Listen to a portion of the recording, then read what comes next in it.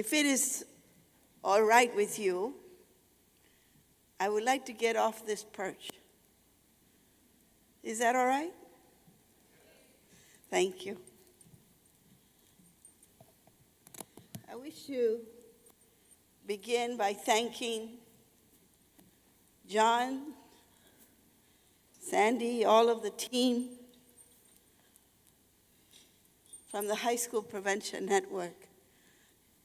It takes a lot behind the scenes for our host to give us an opportunity to feel welcome.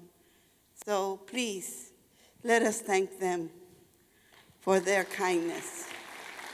Thank you. To all my new friends, throughout the workshops, I mentioned to them that I was speaking. So I said, don't act like you don't know me. So hello. Governor Edwina, thank you for coming.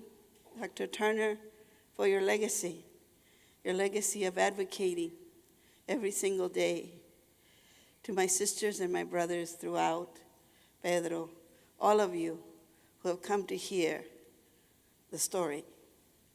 Every single one of us in this room has a story. Do we tell the story? And if we tell the story, do we tell the whole story? I believe that healing comes by telling our story. We get to that point where we stop worrying about what others might say, what others might think, how we will be judged, and whose box will we go into. But that we come to a place in life where transparency and authenticity are the greatest gift any human being can give themselves. Yes, I am a soldier. To all my fellow veteran brothers and sisters, welcome home. For 20 years of my life, I served. And I thought that coming from where I came from, that it was my opportunity to speak up for democracy. But I found through life the lessons that we're given, that even in our own neighborhoods, we don't have democracy. For many years in my life, I thought that we could export peace, that we could go out and stand up for all the children who were under tyranny, and that we could advocate for their freedom to expand their minds. And so I've come to realize that while we have made this probably one of the greatest accomplishments, that America still lacks its greatest gift, and that is to import peace to one another. So let us begin with an open mind and an open heart this morning about what is it that we should all do for each other, for children especially, who are voiceless so often. I work in so many districts, and the first thing I remind people is everyone has somebody who has their back, except for our kids. They don't have unions, right? They don't have lawyers on retainer, and sometimes they don't have a safe home because their parents are hurting too. So who do they have? They only have our consciousness, our moral code, our personal ethics that says to me, every child matters. And every child should feel that they can bring their whole self and be respected wholly for who they are. Ladies and gentlemen, as you'll see on the screen, I am the daughter of immigrants. There's a mystery behind my own mother. Perhaps they say she was native, she was given away during those violent years in Texas. I don't know but I embraced that. I came from a mother and a father that, unlike many who are in this room, they didn't have a PhD. But I will never, ever, ever diminish their gift to our family because they had a PhD in life. Now, how many of you are survivors of your mother's look? I think that crosses all cultures, right? Now, I had the kind of mother that had two kinds of looks. There was that look that was in public that made her look like she was an angel, that she was being nice to us. I was the kid out of 10 children that was the special child. Do you know what I mean? And so I was always in trouble, always in the streets, always doing something that I shouldn't be. And my mother, of course, carried that burden. There's Consuelo. Ay, Dios mío. And so my mother would try to correct me in public, and she would sort of look halfway human. And she would be doing something like this.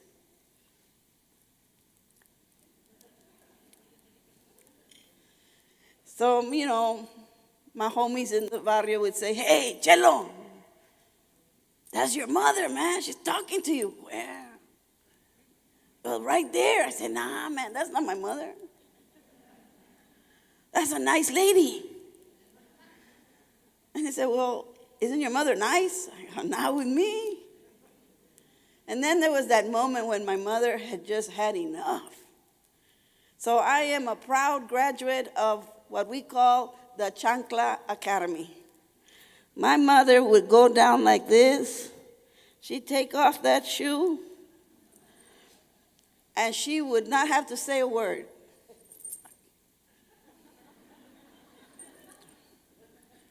And I have never seen a woman take an aim and still make a corner. Have you ever seen? That is trajectory expertise.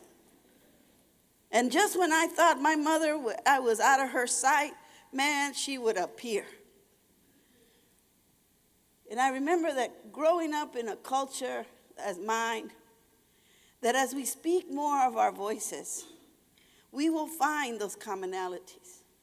We will find that at the core of who we are is the spirit called the human spirit. It transcends color, zip code. It transcends all of the things that society imposes on itself. That it reminds us that if we speak from a human spirit, we will find those connections. We all want to have our children succeed, but we don't want them to lose the core of the human self, their identity. And so I remember growing up with my mommy and my papi, and my daddy says to me, "Consuelo, you are the American dream." And I drank that Kool-Aid. And I thought, "Wow, papi, sí, yo." He said, "Yes, you are the American dream." And I thought, wow. And he would take me back to his motherland. And he would speak till the day he died. At 83, he would speak standing up whenever he would say, "America." And I would be like, wow. That must be like Disney World. And I kept hearing him tell me that I could do anything. And I believed him. And so one day we're traveling back from his motherland, and I just couldn't take it anymore, okay? How many of you have been on those buses that 50 ride but 500 get in? Have you seen those, Dr. Turner? They're you're really upfront and personal. And chickens ride free. They don't have to pay. They're always allowed. So we're there, and the feathers are flying, And I'm riding in the back of that bus, and I'm, Appa, Appa. And he's like, once thinking something happened to me, he stops the bus. We drop out. He says, what is it, Consuelo? What is it? I said, I can't take it anymore. I want to go to America. He said, what? He said, listen, kid, I got news for you.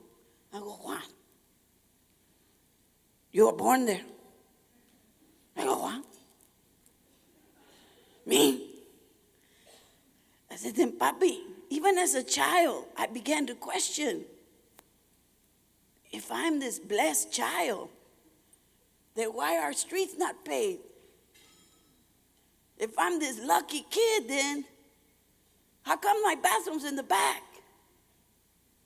How come my other friends, they shower?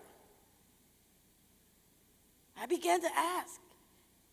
And the elders would tell me to be still, to not show disrespect. But I became an activist, I think even at the tender age of 6. Now some of you may think, how can you be an activist at 6? Well, here's that first story. I'm the American dream, right? I read the memo. I'm going to school, and I have 2 teachers. Now, I didn't speak English. So a kid like me, we're tribal. We talk to our community. So I looked around, all the other kids, and I noticed they spoke another language. So I figured, la fufu. So I went to the kid that spoke a little of both. Her name's Aida. So I said to Aida, I said, oye, tú hablas inglés? And she said, yes, I speak English. I said, bueno, you help me? She said, what are you going to give me? I dije, oh man, I had to learn to negotiate at 6. So I didn't know. I said, look, mira, ¿qué es eso? And she said, it's called a lunchbox. I said, wow, okay. And then she opened the lunchbox. It was a white bread. It was a sandwich. She said, this is a sandwich. I said, ooh, it looks ugly. See, I had to work my negotiation, you know. So I have to start by telling them that the product is inferior. And she said, why do you say that? It's a sandwich. I said, because I have something better for you. And I opened my little brown bag, and I took out my little taco, and I said, try this. And she ate the whole thing. And I said, okay, are we okay? She said, well, if you want me to help you, it's going to take 2 tacos. I dije, oh my goodness, this is a hard deal. I jokingly say that I think Aida's on Weight Watchers today because of that. And so Aida was my window for many children of many different backgrounds. Someone needs to be our window. Hopefully it's the teacher who understands our journey. Hopefully it's the system that embraces that the children come with their own stories. But that didn't happen to me. Even in a minority, majority community like mine. The 2 teachers stood outside. Aida and I walked side by side.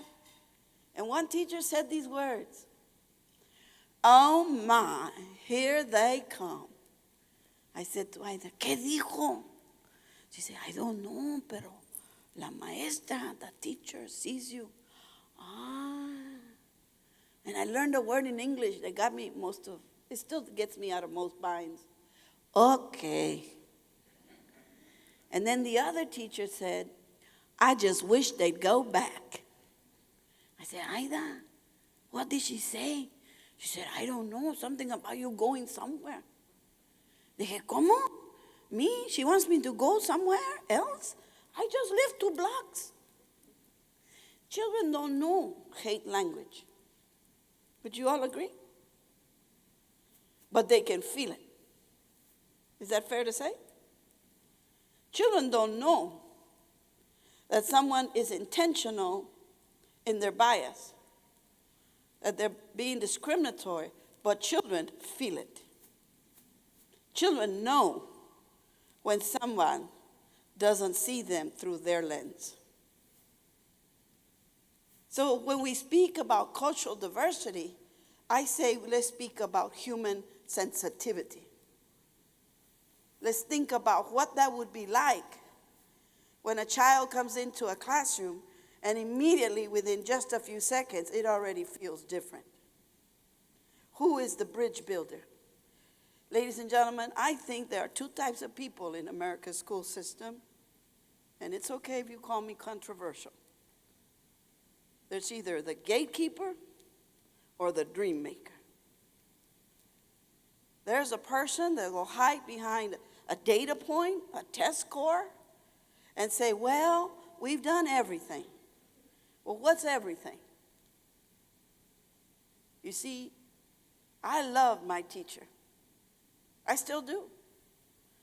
In fact, you educators, I don't know what it is about you, but you all smell really good. I've yet to meet a stinky teacher. And I used to love to dig into my teacher, you know. Ay, qué rico, you know. Now, but they call that sexual harassment now. So they're not too fond of that kind of stuff. You go to jail now. Right? But my mommy didn't smell like that. My mommy smelled like cilantro and ajo every single day. That's my mommy, you know. I could smell my mommy a mile away. Right?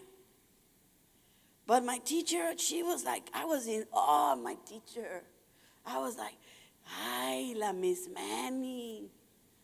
But she didn't look at me the same way. She's very strict. She didn't like the idea that Ida and I would talk. She was annoyed that we would always be in a little group. And it bothered her because she thought we were talking about her. Well, we were. But one day after I learned my letters, this is my activist story. She spoke with authority. Class? We're going to learn to write our names. When I call your name, you will come to the board. ¿Y qué dijo? And I was like, ay, Consuelo, tu nombre. Ah, my name. Okay. And I'm waiting. I mean, this is like winning the lottery. When a teacher calls you, man, that's like the president call you. And she said, Consuelo, man, I jumped up. Presente, maestra, para servirle. And she wasn't impressed. She said, go to the board. Just go to the board. So I looked to Ida. Ida, ¿qué dijo? She's like, oh, my God. She said, go to the board. Ah, allá, okay. So immediately I go before my teacher, and I look down. Why do you think I look down? Out of respect. So I'm looking down, and my teacher grabs me by the jaw. She tightened that jaw, and she said, young lady, you're going to have to learn today that when I speak to you, you will look at me. And it was so tight, all I could do was, okay. She said, now you listen to me. Your name is no longer Consuelo. You're going to learn to write Connie. And I thought, man, for sure my teacher's got an eye problem. She picked the wrong kid. So she let go of my jaw. And I said, Miss, yo no soy la Connie de nadie. And I walked away from, do not do that to a teacher that's cum laude in classroom management. Because you're going to pay for it. She went after me, grabbed me by my arm, turned me around, and she said something along, you're going to learn today. And I Okay. And she grabbed me, took me to her desk, wrote a long note. But folks, watch this. She then did this, grabbed the stapler, click, click, click, click, click, click, click, click, click, click, click. She said, now go see the principal. Like if I could read. I have managed multi-million-dollar top secret, had the highest secret clearance in the world. I've never had this high level security. Let's be real. So I'm sitting there, and what do you think they do to kids like me? They had me right in front of the principal's office, and they made me sit there for most of the day. So everyone could see that kid, that's the bad one. But when you come from me, from being oppressed, from seeing and feeling that someone doesn't see you the same, your anger starts to grow. That's why I love working with children. They say, we've done everything. Really? What about the heart? Because a kid like me, even at 6 years old, I was angry, folks. And I would turn my situation around. Students would walk by me, and I would say, what? You're jealous because I'm special. And teachers say, you're not special. You're bad. So I want to thank my principal. It took her an hour to open the top secret document. And she read, I don't know what it said other than she spoke this way to me. And we were learning phonics. So she took her time. She got down up to my eye level and she said these words. What is wrong with Connie? I said, man, I've been learning the wrong English. Wow, I better try that. I said, Miss, me? She said, yes, you. What do you have to say for yourself? Yo. Sí, okay, 1 minute. A ver. Me? She said, no. We start with I. Okay, let me try.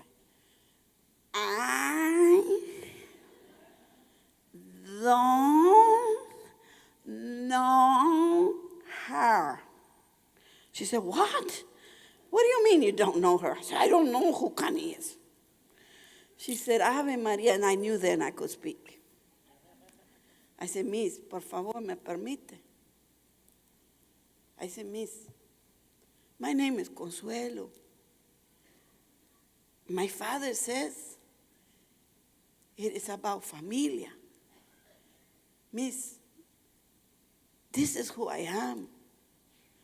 My father says I can never go anywhere in the world and not take my village with me, Miss. It's in here, Miss. So please, don't take my heart away. It is my name. And I began to cry.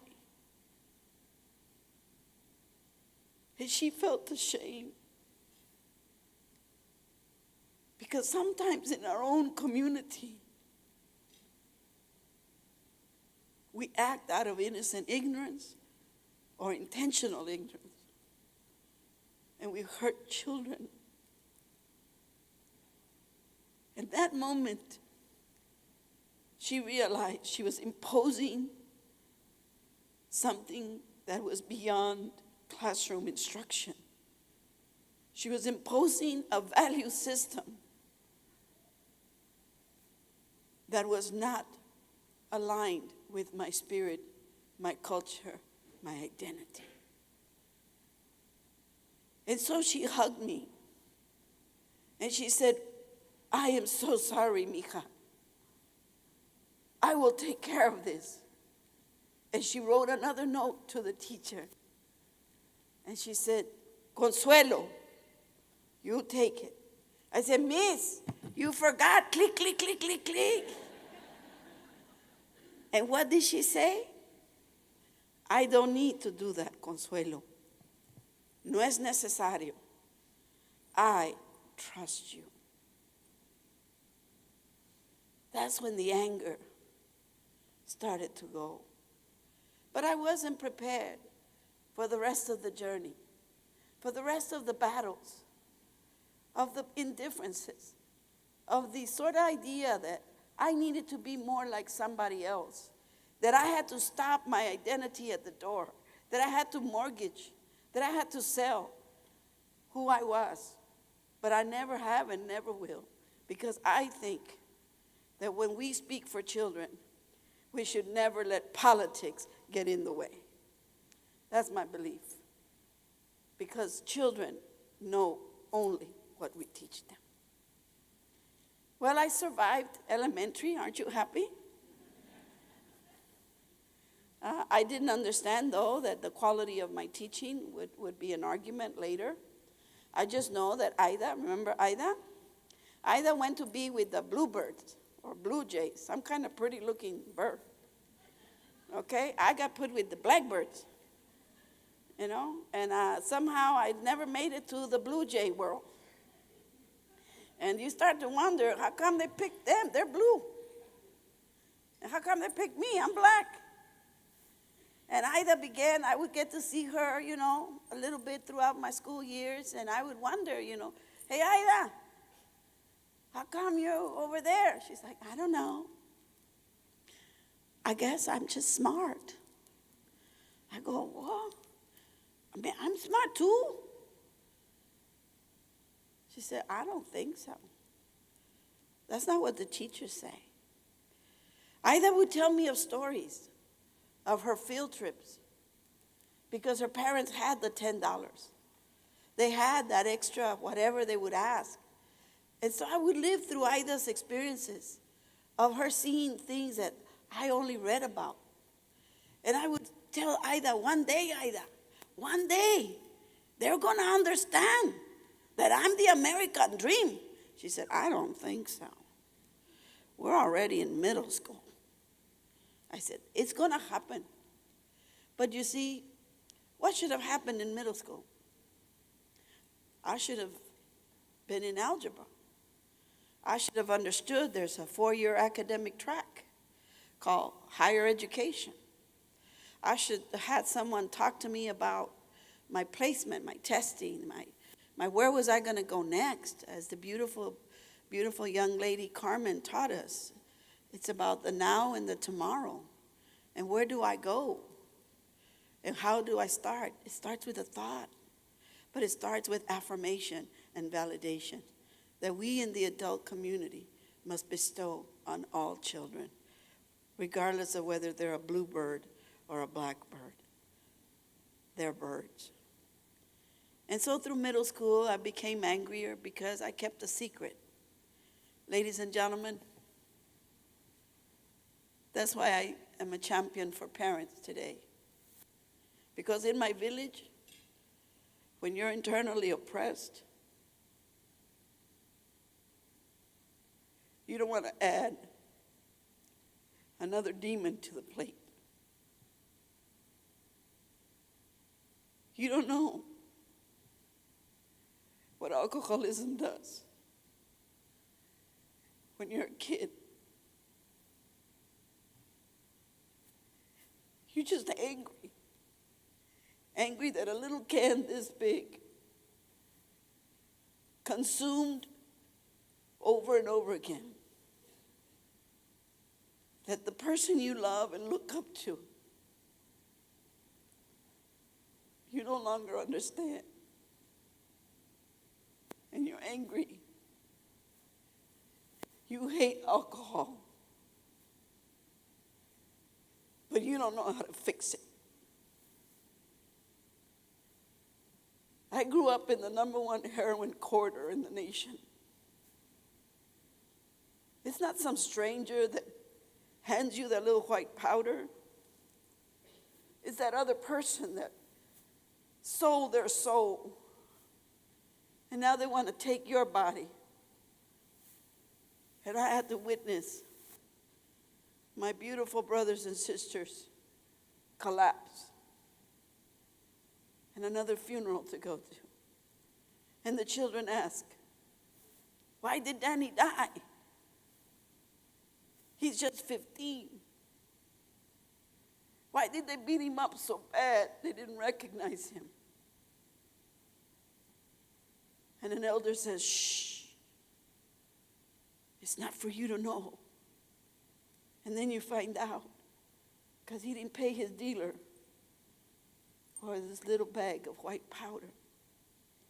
And in my case, my secret is called mental illness. You don't understand when you're 9 and your mother becomes this other human being. And yet the community says, shh, you're the one that's bad. You're the reason your mother has such trouble. And so the village continues to shh.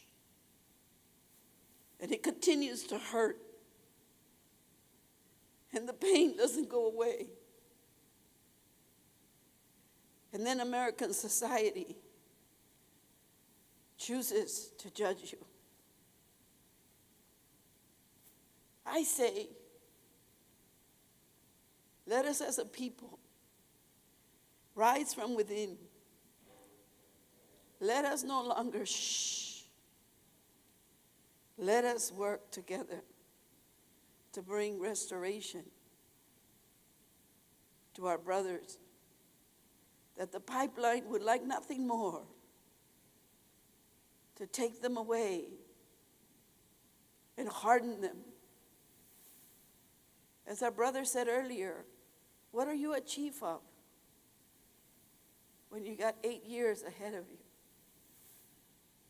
To our mothers like mine, who never said the words, I long to hear, I love you.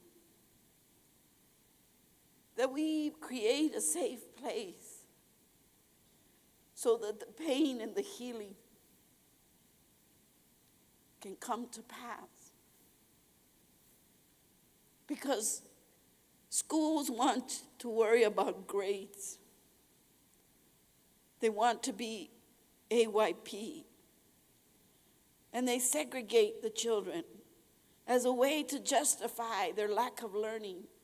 Oh, these are the native children. These are the at-risk children. These are the ESL children. These are the special needs children. But I believe with all humility, until we help to speak of the soul, and until we begin to stand up to the shh and begin to heal and restore our families, the grades is that afterthought. Let us first strengthen our homes so we can be of body, mind, and spirit, and the grades and all those other things will come to bear. You see, in middle school, by the grace of our Creator, I should have been pregnant. I should have been a drug addict. And I should have been very angry at my mother for her not being emotionally present in my life. I was blessed. For no journey, however difficult it is, does not bear good fruit eventually. I'm standing here before you and asking you, start with your own home. Start with your own forgiveness. Start with our brothers, our men. Ask our children and tell them, I love you. I don't like what you do, but I love you. And I'm going to be there for you. And yes, you are our people's dream. And we will rise to be better, but not at the expense of arrogance. Not for power, not for fame, but for the ultimate leadership, which is to serve others. I made it to high school, and I heard the message that went like this. Attention all juniors, all academic students, report to the cafeteria. All others, now go to the gym. I said, Aida. And Aida took off. She said, no, you can't come with me. I'm academic. She said, no, you're not. How many years do I need to tell you? I said, Aida, I'm the American dream. They just haven't gotten the memo. She said, oh my God, they're going to kick you out. So I made it to the cafeteria. No offense, any football coaches here? Please don't take it personal. But my coach was my counselor was a football coach. That's a guy who wore those shorts 2 sizes too small. Y'all get the visual? It was a school budget problem. And he's standing there like a sentinel, you know. He's a man in charge. He's got a clipboard. And I go up there and he says, you. I said, buenas tardes, sir.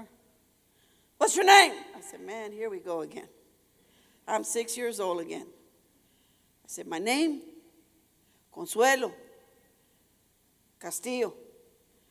He knew I wasn't on the list. But there were the universities. Texas women, look, they like girls there. He says, come here. And he pulled me out. He said, are you trying to be funny? Huh? You trying to be funny? You want to mess with me today? I go, no, coach, what's up with you, man? He said, what are you doing here? I said, look, okay, calm down, man. I guess you don't know, but I'm the American dream. Can you imagine how that went through? He said, what? I said, and I want to go to college. He said, how did you say that? Me? Uh-huh. College. He said, just a minute. Let me get someone else to deal with you. And he called another counselor. And I'm not trying to start rumors, folks, but I thought they had something going. Because she went up to him and she was like, yes, coach. And I'm like, wow. She had the kind of eyelashes, they're like 747s. And he said, listen to this kid. Tell her ask her where she thinks she's going. I said, buenas tardes, miss. Now, what is it? What are you doing here? Pues acá told el coach, you know. I'm the American dream, and I don't know. Nobody seems to know it. He said, well, what dream? Where are you going? I said, me, miss, I'm going to college. And they both started laughing. They were from my village. And so I wanted to thank my one teacher of all of them that believed in all children. His name, Mr. Cooper. Now, Mr. Cooper, let's be real. He was this white dude. I don't know what. He came from Boston in the 60s. And he had this thing about war against poverty. And he wanted to come out here and help all the brown children. And I was like, wow, the guy's on drugs or something, man. Because I was taught that's the man. So he came into our community. I was fighting. I'm ashamed to tell you. I was in a fight. I used to schedule my fights. Equal opportunity. And I was about my second fight that day. And he pulled us apart. And he said these words, I'll never forget. He said, Miss Castillo, why do you give them the power? Why do you use these? You are brilliant. I said, hey, Mr. Cooper, man, you've been doing that stuff. Man. You're high, vato. And he spoke, English I sort of didn't understand. He goes, my cognitive skills. I said, orale, man. This white dude's into the mushrooms for sure. And he said, where do you live? I said, me, sir? I said, right there. Small 2-bedroom home, bathroom in the back. My beautiful teacher went up to the door. He knocked on the door. My beautiful mother that you saw on the screen, came out and she said, bueno? And Mr. Cooper, to this day, I just love the way he tried to be nice. He said, buenas tardes. Quiero lo mejor para su hija. I said, no wonder they laughed when I said college. He sounds just as funny. And my mother says, ¿cómo? I said, Mamá, Mr. Cooper, él es maestro. He's a teacher. My mother opened that door, started hugging him, kissing him. Kissing him. I said, Mommy, he's not the Pope. You don't do that. He's the man. And then my father came and he said, ¿Qué pasó? What's going on? And my mother said, ay, Pedro, he's a teacher. He wants to help Consuelo. My father started praying for him. And then poor Mr. Cooper, he got all messed up with his words. He goes, Mr. Castillo, yo quiero su hija. I said, wait a minute, Mr. Cooper, that didn't come out right. He said, what did I say? My parents are not into human trafficking, man. You just asked for me.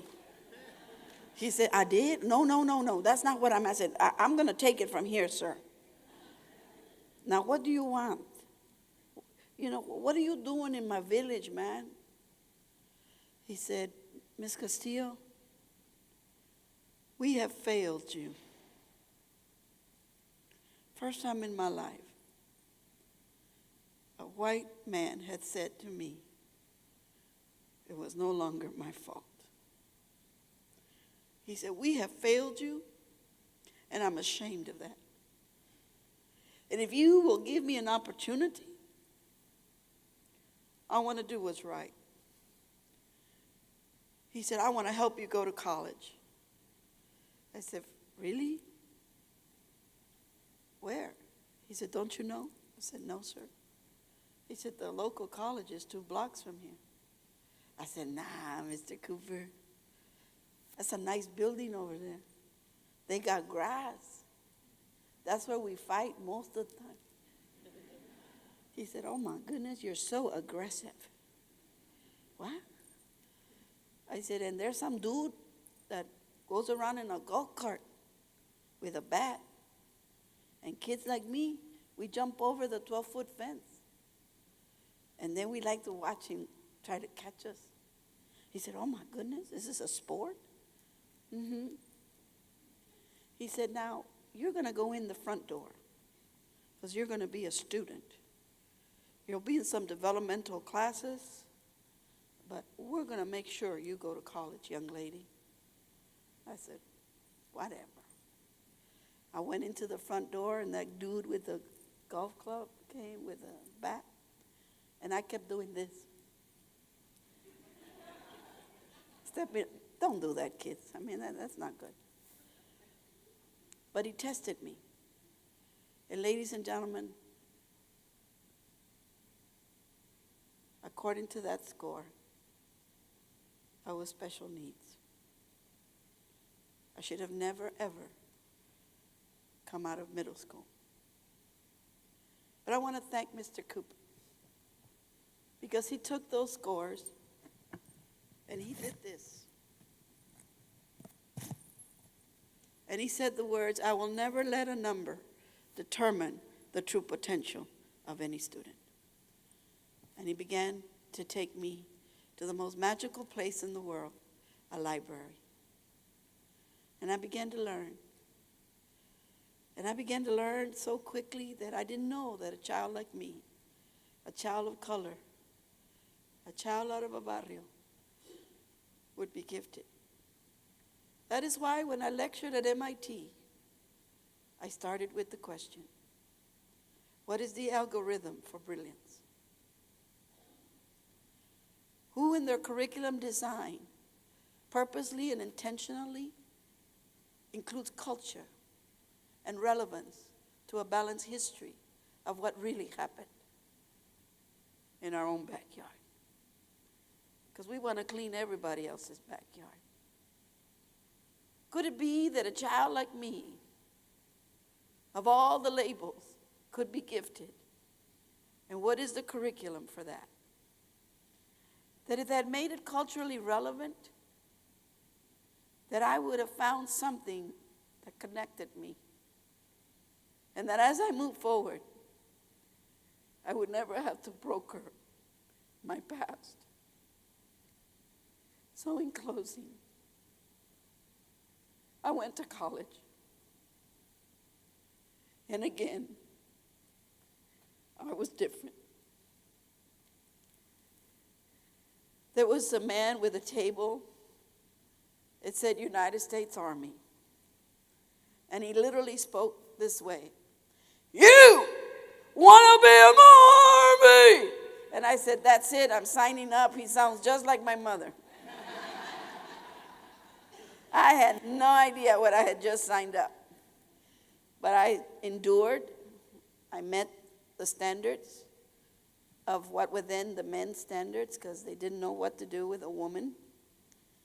And I became the first woman commissioned officer in the United States in ROTC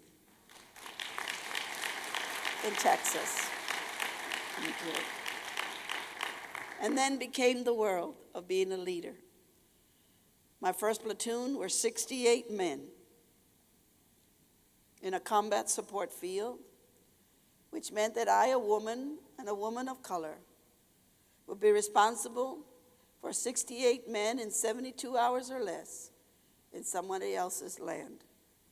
And what I learned is that my native brothers were just as brave and just as courageous. And yes, they felt different too. But one thing we learned, we're one nation. We're willing to die for somebody else's freedom. And if you're a veteran, you know what that means. So why don't we have each other's back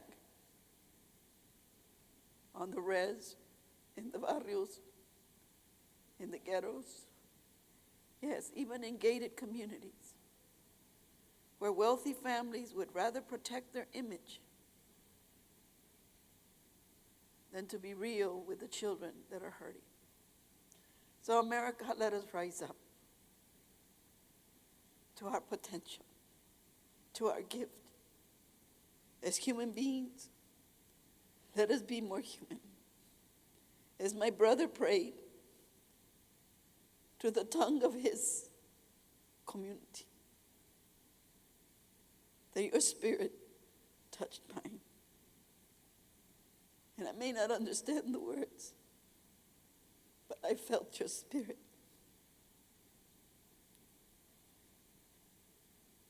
I gave it all up. When the Army said I'd break another record, I laid my uniform down. And today I devote my life to the streets, to helping families and children never have to leave their identity at any door, but that we are greater